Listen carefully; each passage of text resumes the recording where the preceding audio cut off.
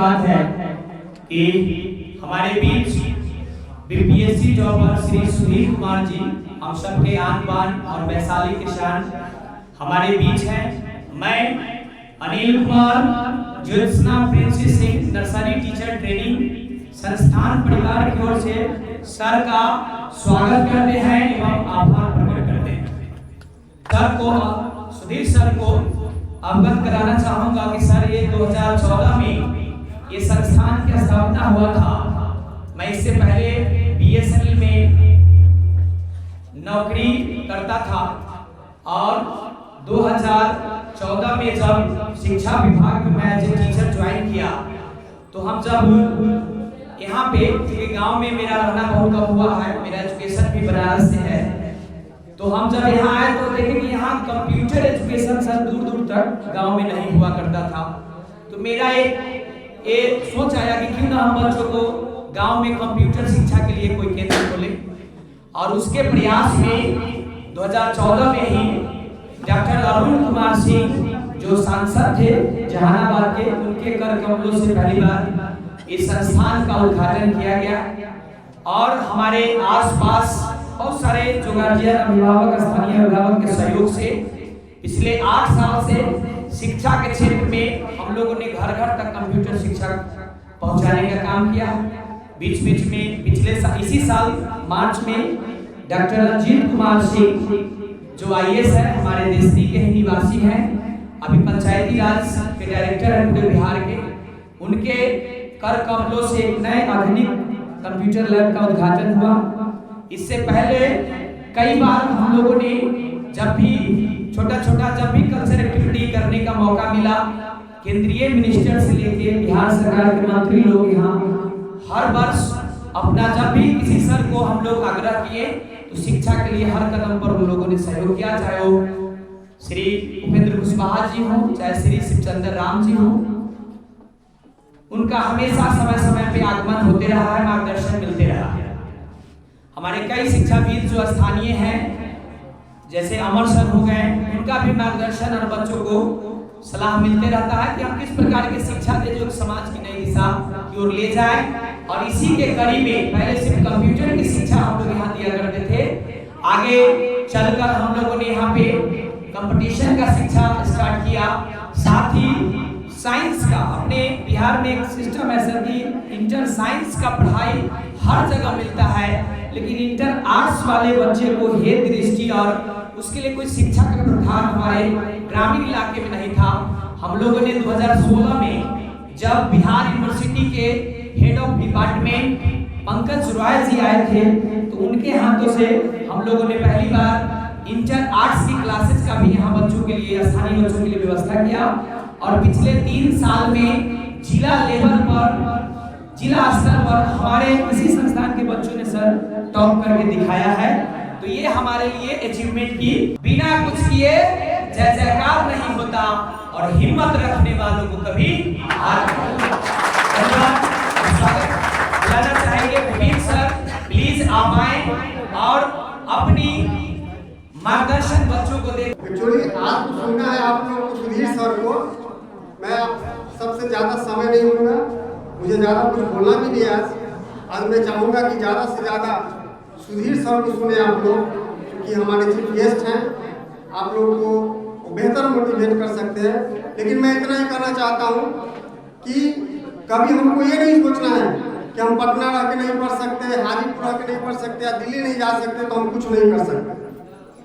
अब ऐसा नहीं है, आप गांव में रह के भी पढ़ सकते हैं, बशर्ते आपके अंदर वो जज्बा होना चाहिए कुछ करने का, वो हौसला होना चाहिए, पॉजिटिव एटीट्यूड होना चाहिए, आपके पास एक लक्ष्य होना चाहिए कि नहीं ये हमको करना है, तो गांव में भी रह के आप कर सकते हैं। अब नेट का ज़माना है, यूट्यूब का ज़माना है, हर जगह हर चीज़ अवेलेबल है, मार्गदर्शन की कमी नहीं है कहीं भी।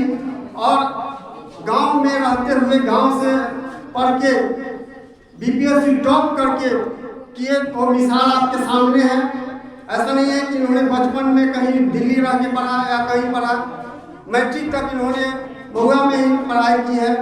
तो एक मिसाल, एक उदाहरण आपके सामने में है। तो मैं खास तौर पर लड़कियों को कहना चाहूँगा कि ये नहीं सोचना है कि हम किसी वजह से कहीं जाके नहीं पढ़ सकते हैं तो कुछ नहीं कर सकते हैं। बहुत ऐसे एग्जाम्पल है मेरे पास, मैं शेयर कर सकता हूँ, लेकिन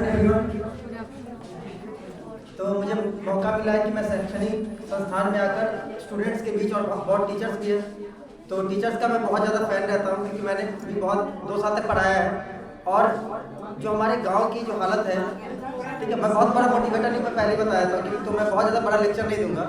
मेरा ज़्यादा मोटिव ये रहता है कि मैं इंटरेक्टिव सेशंस लेता हूँ। जैसे कि मान लीजिए कि आप क्वेश्चन पूछिएगा, अगर आपको कुछ भी है तो, और मैं इधर से आपको आंसर दूंगा।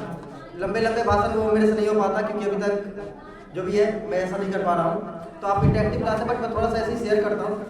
तो जैसे यहाँ पे कंप्यूटर क्लास चलाया जा रहा है, तो अभी सबको पता है टेक्नोलॉजी का ज़माना है, ऐसे इंटरेक्ट करते रहना, अगर कुछ भी लगे तो ऐसे बोल सकते हैं। टेक्नोलॉजी का ज़माना है। जब हम लोग सेंट जॉन्स में पढ़े थे, जो कि सबसे अच्छा स्कूल है हमारे रीजन में, मनपुरा महुआ, नाम सुने हैं? सेंट जॉन्स अकेडमी नहीं सुने? वो सबसे अच्छी स्कूल थी उस टाइम पे जब खुली हुई थी। क्लास 8 तक हमें कंप्यूटर पर सिर्फ नाम लिखकर उसको होता है ना, उसके फॉन्ट चेंज करना, साइज बढ़ाना, उसके स्टाइल को चेंज करना, बोल्ड इटैलिक और कलर फिल करना, क्लास 8 तक सिर्फ हमें इतना ही सिखाया जाता है।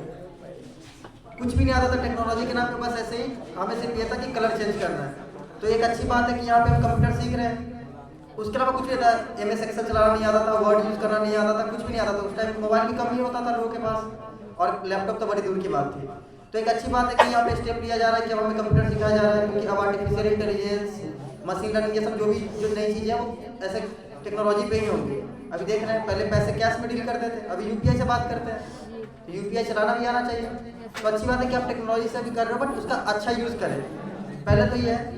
दूसरा ये है कि मैं जब भी आता हूँ गाँव में, तो बहुत लोगों से मिलते रहता हूँ। तो मुझे लगता है कि हमारे जो बिहार में है, 2-3 चीज़ें मैं पहले शेयर करता हूँ जो मुझे लगता है। सबसे पहली बात ये है कि जब मैं आता हूँ, मिलता हूँ, तो मुझे जो स्टूडेंट्स यहाँ पे 11th के भी कुछ स्टूडेंट्स हैं और टीचर्स भी हैं, मैं ये देखता हूँ कि हर जगह मैं ये बोलता हूँ कि वो लोग बुक नहीं खरीदते हैं, बुक्स नहीं खरीदते हैं। 11th को तो वो ऐसे ही पास हो जाते हैं, टीचर पढ़ा जाता है, उसके नोट से वो पास हो जाता है, बुक खरीदते ही नहीं है। 2 साल मैंने पढ़ाया भी 12th को, तो इसमें कोई झूठ नहीं हो सकता कि आप ऐसे ही मजाक कर रहे हैं, ये सही बात है। आप लोग 11th को पास हो जाते हैं, आप सिलेबस कैसे पता चले? किसी भी चीज़ का एक सिलेबस होता है। जैसे कि अभी मान लीजिए कि आपको 10th 11th के बाद IIT करना है, उसका एक सिलेबस होता है। आपको पता कैसे चलेगा कि 10th के बाद जो 11th या 12th है उसमें सिलेबस क्या है? तो सबसे पहले उसमें क्या होता है, हमें बुक होना चाहिए, तभी तो चैप्टर पता होगा। ठीक है, 11th में 16 चैप्टर होते हैं, फिजिक्स में किसी को पता नहीं कि 16 होते हैं क्या। ठीक है, अभी 11th कोई है जो इसमें 12th में है? अच्छा, आर्ट्स के हैं, बुक्स है आपके पास?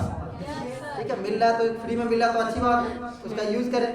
बुक्स जरूर रखें, चाहे कोई भी सब्जेक्ट को। आर्ट्स से तो और अच्छी बात है, सिविल सर्विसेज में आपको एक्स्ट्रा बोनस है। अगर आप कभी सिविल सर्विसेज की तैयारी करेंगे तो आपको बहुत बोनस मिलेगा। दूसरा है कि हमारे यहाँ नॉलेज का बहुत कमी है कि हमें आगे क्या करना है। 10th के बाद लोग क्या करते हैं, 11, 12, BSc ग्रेजुएशन करके हो गया, हमें पता ही नहीं कि आगे क्या क्या किया जा सकता है। जैसे मैं आया करता था तो लोग मुझसे पूछते थे कि अच्छा कौन से ITI में,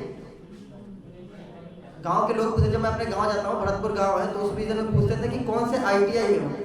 मतलब लोगों को ये अंतर नहीं पता है हमारे यहाँ कि IIT और ITI दोनों अलग अलग है, और दोनों में जमीन आसमान का फर्क है। ठीक है, तो ये है प्रॉब्लम हमारे यहाँ है, कोई इसमें ना नहीं कर सकता।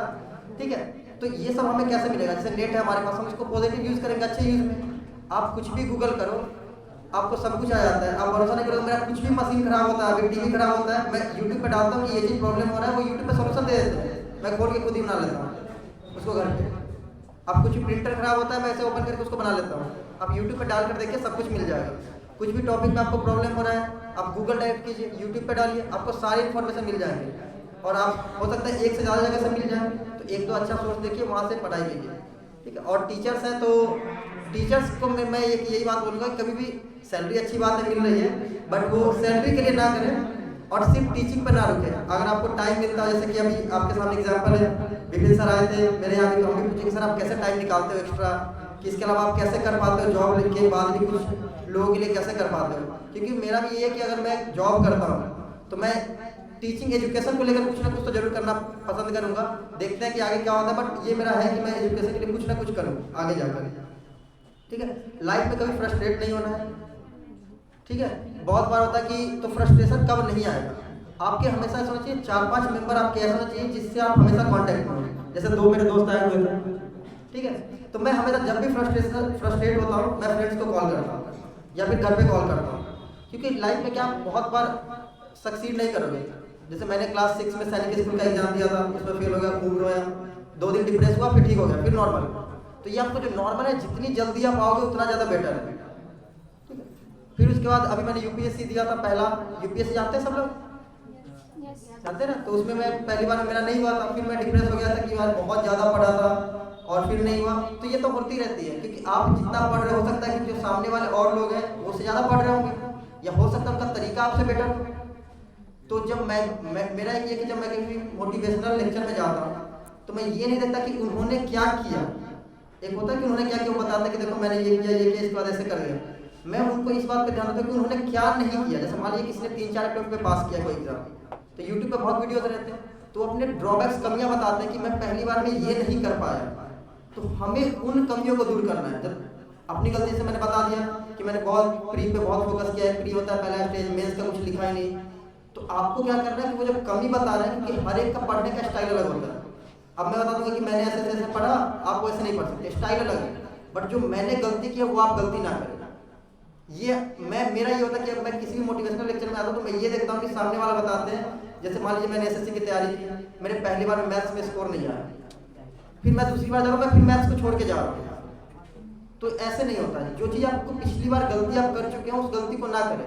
तो मैं मोटिवेशनल लेक्चर में ये देखता हूँ कि वो जो बताते हैं वहाँ पे जो भी मोटिवेट करने आते हैं कि मैंने क्या क्या गलती की और उन गलतियों को मुझे नहीं करना है, तभी तो जल्दी रिजल्ट आएगा।